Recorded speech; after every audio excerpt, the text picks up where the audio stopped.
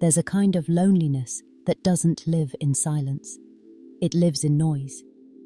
In laughter, in crowded rooms, in busy days where you never stop moving.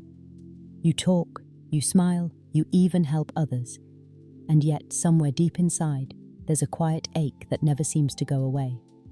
The kind you can't explain, because technically nothing's wrong. You just feel like something's missing, and you can't name what. It's strange, isn't it? How you can be surrounded by people who care and still feel completely unseen. Like your words pass through them before they ever land. Like your smile feels rehearsed. A mask you've worn for so long, you've forgotten what your real one looks like. Sometimes you wonder if you've become too good at pretending. You know exactly what to say to make others feel comfortable, but no one really knows what's happening inside of you. You've become the one people rely on, and maybe that's why you stopped relying on anyone at all. The loneliness you don't talk about isn't loud or dramatic. It's quiet. It's the silence after you send a long message and only get "yeah" back. It's sitting next to someone you love and realizing you haven't really connected in months. It's going home after a long day and realizing you don't know who to talk to. Not because there's no one there, but because you don't want to burden them. You tell yourself you're fine. You keep busy. You keep showing up. Because if you slow down even for a moment, the emptiness starts to speak. And its voice is familiar. You remember when you used to feel everything so deeply, when music hit harder, when silence wasn't scary, when someone's presence meant peace, not pressure.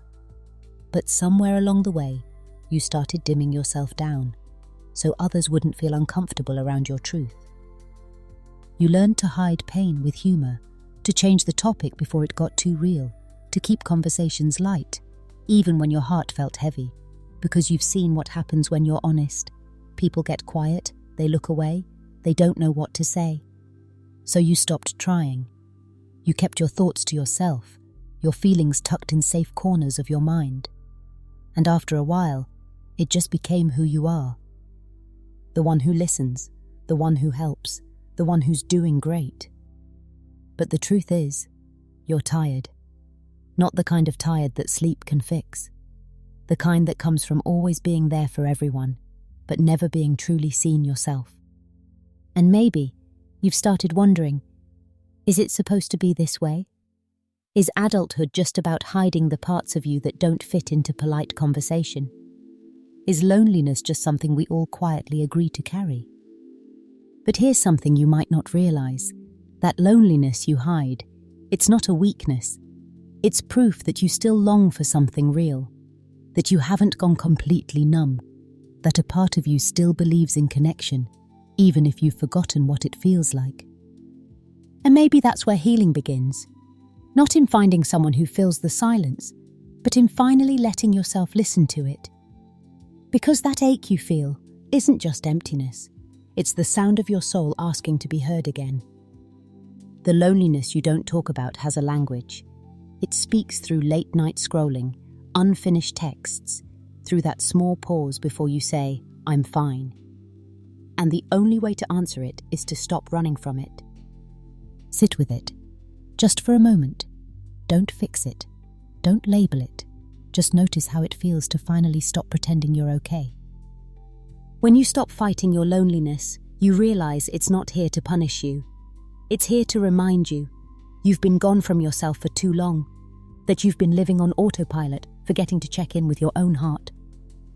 And maybe, just maybe, you'll start to remember who you were before you learned to hide everything, before you felt like being too much was something to apologize for.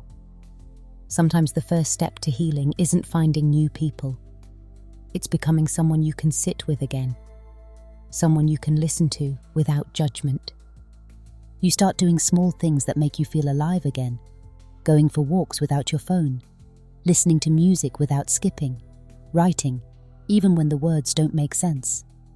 You stop chasing constant noise and start letting silence hold you. And little by little you begin to realize loneliness doesn't mean you're broken.